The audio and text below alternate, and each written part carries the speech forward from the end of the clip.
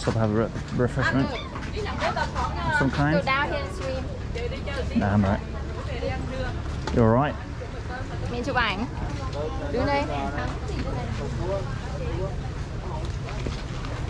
There we go, use the Waz.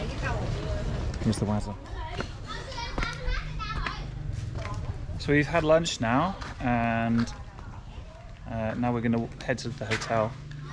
And the reason we're dressed like gangsters is because it's like 100 degrees out here. And I've got incredibly British skin, so I'm going to get burned very easily. But yeah, pretty awesome views. Look at this. I mean, the island just seems to be mountains everywhere, apart from the flat land where the buildings and restaurants and stuff are. So here's the road. I think it goes to the left, right? That's what he was saying. It's a well. Have sweet water. The only well have sweet water in here. It's just natural like that. Oh, spring water. I thought you were saying sweet water. Yeah, I've already been in the sun for a good few hours, so I'll probably get burnt already. Yes, quickly check this natural spring out. How nice is this water? You can drink it. Yeah? Yeah. Must see water. Let's check it out. It's naturally like that. Everyone using water from here. And there's a guy giving, explaining. So if you understand Vietnamese, you can hear the tour guide. Legend has it, the well of Cham Hamlet was built by Champa residents, inherited and used in the daily religious life by Vietnamese people until today. According to old documents, it was supplied fresh water to fishing. It also supplied I can't read. It also supplied fresh water to fishing, merchant boats, and routes of ceramic, silks, and materials at sea in the past. So yeah, basically it's something they've been using for generations upon generations, and it's like clean, fresh water. It's got a lot of history to it, so let's check it out. What's that? I was expecting to see a dead body. I'm trying to get that. So it's sort of like a ritualistic. Mai's gonna get into the ritual right now. Nice. Just drink some? What do we do? Yeah, you can drink. How? Clumsy. It's slippery, that's why. My hands got sun cream on them, so I just do this. Stop leaving it.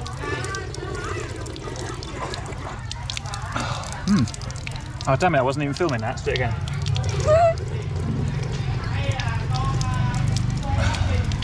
What's your feet? It tastes good. It tastes a little bit like because it's dirty bucket. Yeah, it's like in the middle of the island. You have like a sweet water in here. Why do you keep saying sweet water? We call sweet water. Because Oh really? sour water is salty. Not. God, that's a really hard thing for a Westerner to say. Who's not good at Vietnamese like me. That was good, actually. You didn't drink any. Why was I the only one drinking stuff? Now mine's going to.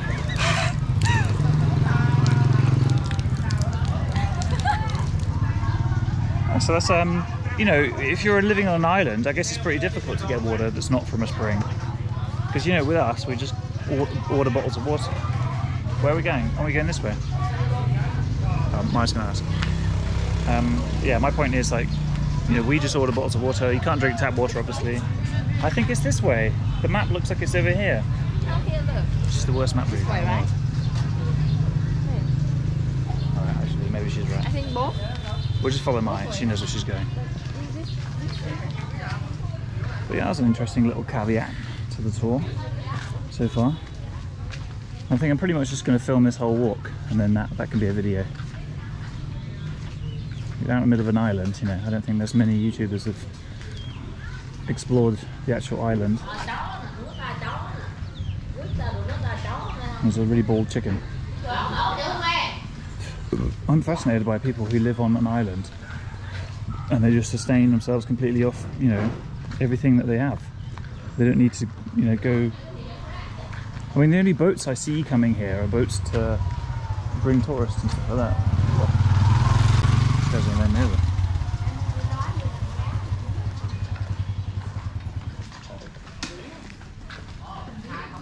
So you could live on an island? What does that mean?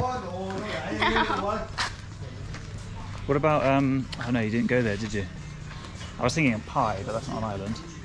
We went to this island in Thailand, off the south. It's a high place from Chiang Mai. Yeah. Well, actually, it's the place I'm talking about is called Riley Beach. It's not actually an island, but you can only get there either walking or from the sea. There's no roads that go there, so it basically is like cut off from. But I could probably live there. You know, it's just so peaceful and awesome, especially like this place. This guy's going to run me over again. I'm going to get out of his way this time. Chicken! Look at all those chickens! Actually, it's chickens there.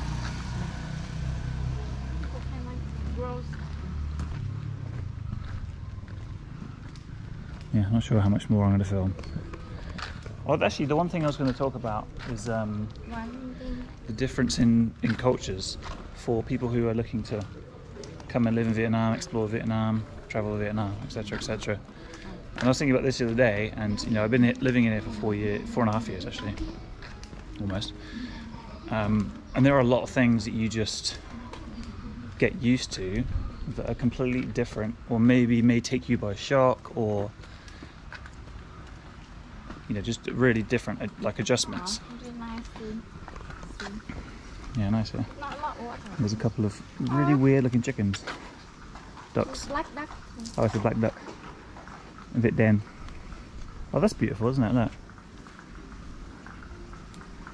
Yeah, so I'm probably going to go off on tangents every now and again when I see something beautiful. But the point was, I think I was going to come up with a few things to for people to adjust to. Well, not adjust to, but you know, the things I've adjusted to that would have shocked, will shock people who are just coming here for the first time. I think number one is like personal space and like proximity to other people, which basically here doesn't really exist, because you know, people are used to living in very small, either in small houses or like with a tight community of people, and they're used to living on top of each other and all this sort of thing. So that's one thing that took me surprise coming from England, is how many people like just come right up in your face or like really close to you, and it feels a bit weird. But it's completely normal, and there's no like, you know, there's no aggression or anything. Like for example, like you sit down at a coffee shop or something, some random person will come and sit next to you. Like this old woman came and sat next to me, just sitting down, having a rest, just looking at me. And you're like, well, why is she just sitting next to me? It's weird, but it's just, there was a seat there and she decided to come and sit next to you, you know? So that's, I think that's quite a big one to sort of take into account. Yeah, so it's round. It's a nice little harbour here. Nice. Dane. I said it right though. Yeah, but why have some more Oh shape? god. Can't get it right. So nice, right? Yeah, it's really nice. I mean, actually, we can ask Mai. Like, what was your experience? What's the difference in culture when you went to England? I mean, you're only there for a month. What's the difference in people just being around each other and things like that? Did you sense anything? I mean, we spent a lot of time in London, so. It's so hard. It's so hard. No, but you know what I mean about the space thing, right? In England, you wouldn't, like, you know, for example, you're like waiting at a queue and people are doing this, like pretty much touching you or leaning on you or something, and you're like, what the fuck are they doing? But people don't really think. People don't really think anything of it. So that's like one quite big thing. I don't know. Not yet, right? I don't know. I'm just trusting you. I'm doing a video. Going. Just showing you guys this awesome view while I'm prattling on about stuff.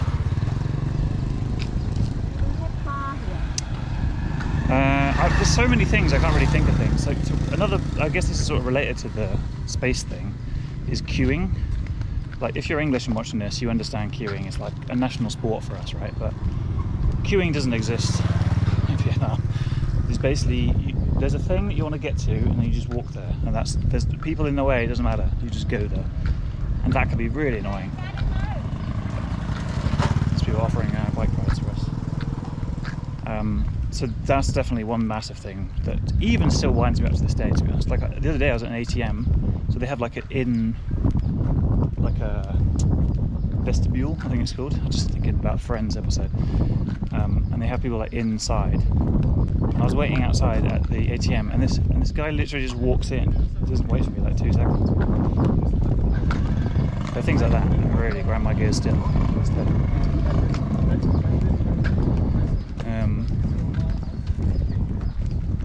Yeah, maybe I should have planned this a bit ahead. I mean, normally people have like these things in their mind first before they start just rambling on, but I'm just coming off the top. But you know, this is an awesome view while this is happening, so I hope you guys don't mind. But the thing is, that's the thing is, like, I'm so used to it now, it doesn't really faze me. So I think it would take. Maybe I'm trusting you. I don't know. So I need to have some people visit me from England who've never been here before and tell me things that they find weird, because I obviously don't remember now.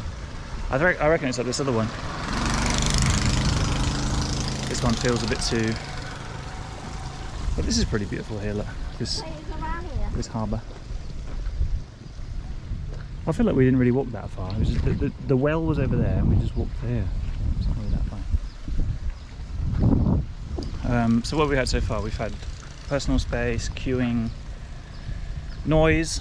There's another one. That's a huge one, especially if you're in the north of Vietnam. Centre's not so bad. It's quite quiet.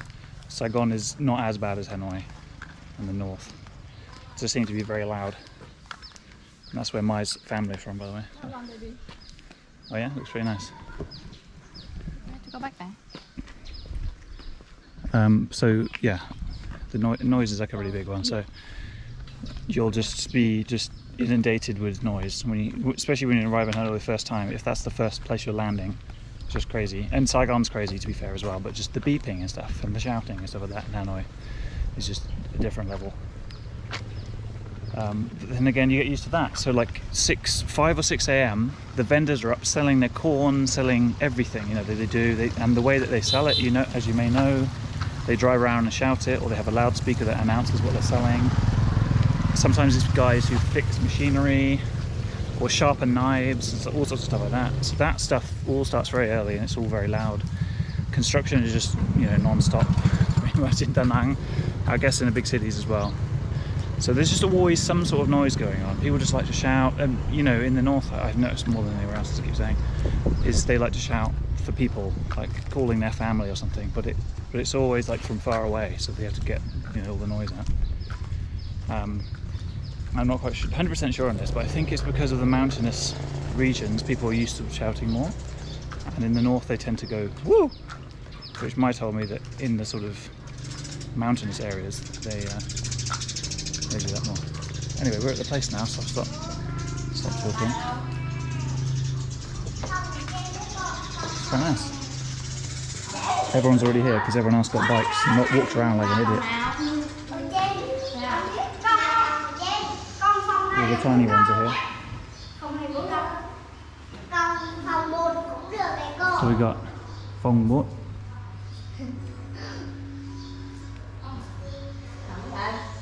Got my little tour guides.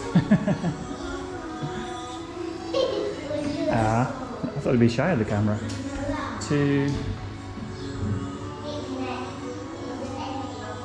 Kitchen. Quite nice. Is there someone here? No, as in like the person who owns the homestay.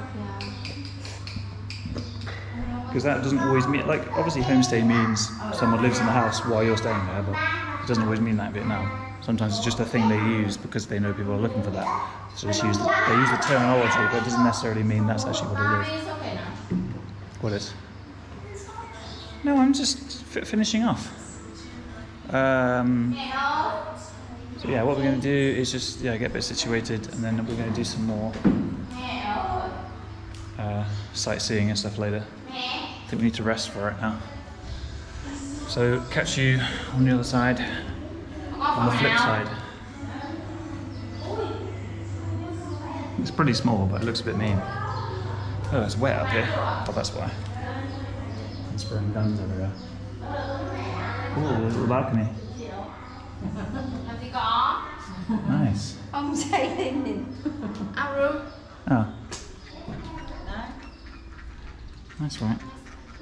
See, imagine you woke up every morning and you just went like that. Just peace and quiet. All you can hear is them ducks running around.